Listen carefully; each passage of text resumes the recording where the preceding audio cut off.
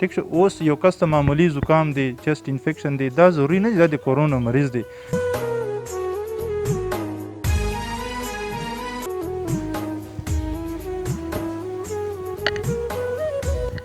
بسم الله الرحمن الرحیم. قدرمنو، تاسو تقریبا ټولې دنیا ته دا پته ده او ټولې دنیا کې دا مسله شروع ده، کوم چې دغه وبا په ټوله نړۍ کې راغلی ده. نو زموږ الحمدلله زموږ ټول ډاکټرز چې څومره دي نو هغه په هسپتالونو کې، په لارو کوڅو کې، په کیمپونو کې، په کورونو کې، په هر ځای کې د هغې غمنډې تړلې شروع دي. زه نن د پښتونخوا کډني سنټر کې حیات آباد کې د دې ځای چې کوم ینګ ډاکټرز دي د هغې د پښتونخوا چې کوم صدر دی رضوان صاحب، هغې ما سره ولاړ دي.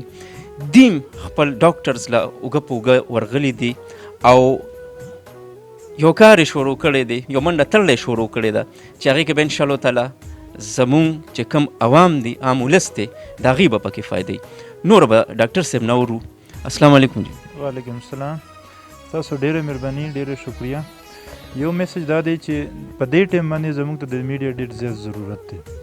که تاسو سوچو که په دې ټایم باندې زموږ مختلف ټیمونه کار کوي لګیا دي. یو ټیم تاسو په مخ کې دلته کې کال سنټر کې کار کوي لګیا دي، یو ټیم زموږ په روډونو باندې لګیا دی، کله کې په ګاډو کې پمفلټ تقسیموي، څوک په کورونو باندې ګرځي، صرف د عوام کې دا شعور راولي.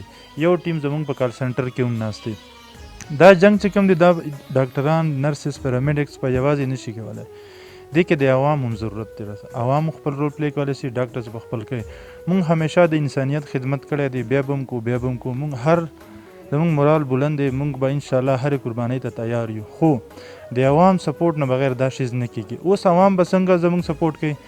سپورټ داسې دی چې هغې ته مونږ بار بار دا ریکویسټ کوو چې تاسو اجتماعات کې شرکت مه کوو، تاسو کورونو کې اوسو. ډاکټران ستاسو دپاره په هسپتالونو کې کار کوي لګیا دي، تاسو په خپلو کورونو کې ځان پاته کو، ځکه چې دا بیماري تاسو ټولو ته پته ده چې د هغې مین سورس چې کوم دی هغه یو انسان نه دی بل انسان ته لګي. نو دا خلک چې بازارونو ته ځي یا هسپتالونو ته راځي، نو الله دې نه کوي که یو انسان هم یو جومات ته لاړ شي، یو اجتماع ته لاړ شي، نو هغه د ټول انسان د هغې نه افیکټ کېږي. نو عوام نه موږ دا ریکویسټ دی چې تاسو ته کوم حکومت ګایډلاینز درکوي یا هدایات درکوي په هغې باندې عمل وکړو او ځانونه چې کوم دي دا څو ورځې کورونو پورې محدود وکړو. ډاکټر صاحب، تاسو ته چې کوم خلک ناست دي څنګه به کوي؟ ستاسو خو به انشاءالله تعالی قدرمنو د دې چې کوم د دې ځای نمبر دي دا به زموږ په دې سکرین باندې چلی. او ډاکټر صاحب تاسو سره به خلک رابطه څنګه کوي او کوم قسم نه تاسو کنوینسن کوئ، تاسو مشوره ورکوئ یا تاسو څه کوئ؟ ایگزیکټلی د دې شیز چې په هسپتالونو باندې بوج کم شي او هسپتالونه صرف کورونا د هغې مریضانو دپاره هغه شي یا ایمرجنسي مریضانو دپاره هغه شي، دې دپاره موږ دا ټیلی میډیسن سنټر افتتاح وکړه چې موږ به هسپتالونو کې هم کار کوو، موږ به د دې سنټر کې هم کار کوي. موږ به کورونو ته نه ځو، موږ به خپلو فیملی سره نه ملاویږو، خو موږ به دا شیز چلوو.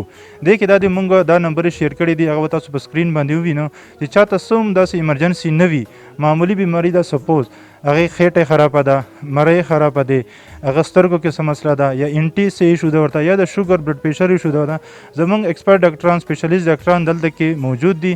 تاسو په هغې باندې 24 غنټې کال کولی شو، ما شپې ته ګورم، ما ورځ ته ګورم، هر ټایم تاسو په دې باندې کال کوو. موږ به تاسو رهنمایي هم کوو، ګایډ کوو به هم تاسو، او تاسو ته به علاج معالجه په واتساپ یا په میسج باندې درته لیږو. بله خبر دا ده چې چا ته څه هم قسمه مسله ده، چا ته څه ګایډنس پکار ده کورونا باره کې یا بل څه هم قسم بیماري باره کې، موږ ته پته دی چې په دې ټایم باندې زموږ عوام ډېر پریشانه دي، د هغې ته د ډاکټر مشورې، د هیلث سټاف مشورې ضرورت ده. نو که چا ته څه قسمه هم د مشورې ضرورت وي، زموږ نمبر ځان سره نوټ کړئ، په هغې باندې تاسو اني ټایم کال کولی شو.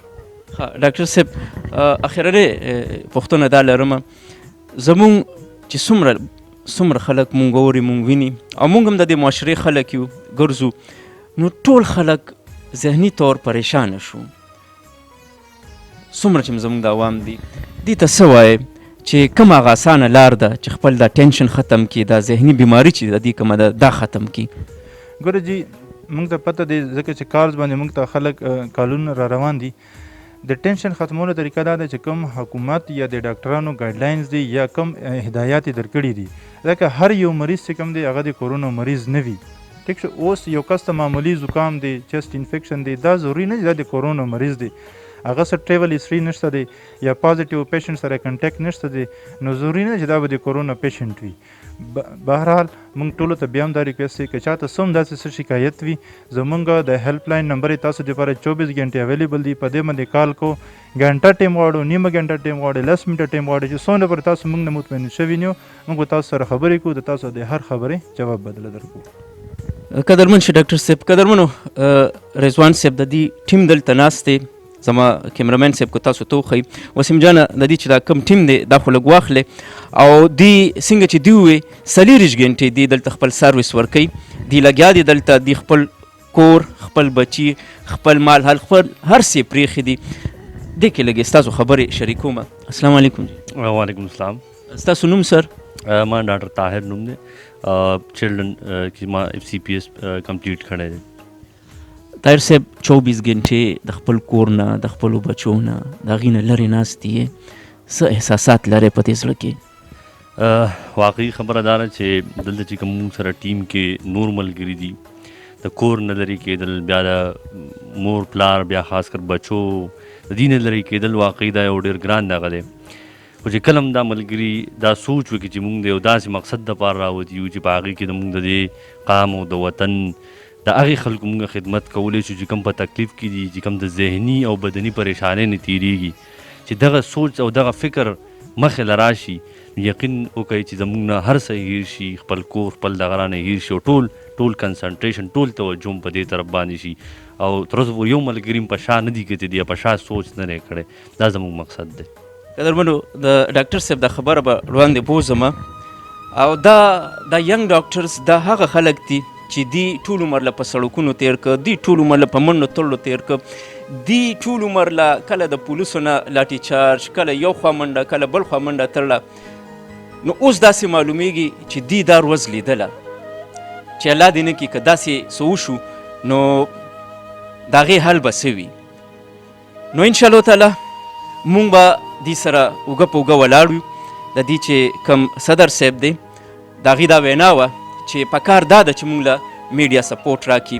نو زما چې څومره ملګري زما دا غږ اوري سپیشلی میډیا والا، نو راشئ او دا خلک دنیا ته په ګوته کې انشاءالله تعالی د دې په منډو تړلو سره او د الله پاک په فضل و کرم سره کومه چې دا وبا راغلې ده دا به الله پاک ختمی. قدرمنو د دې خلکو دپاره به انشاءالله تعالی دعاګانې به کوو، دې سره به ولاړو، د دې دپاره به ښه ورځ غواړو او هغه ورځ لرې نه ده چې انشاءالله تعالی زمونږ د دې ملک نه، د دې وطن نه، بلکې د دې دنیا نه دا وبا به لرې شي. خپل کیمرامین وسیم جان سره، پېښور نیوز نیو ټیم سره په لوی الله مسپارم. د الله په امان.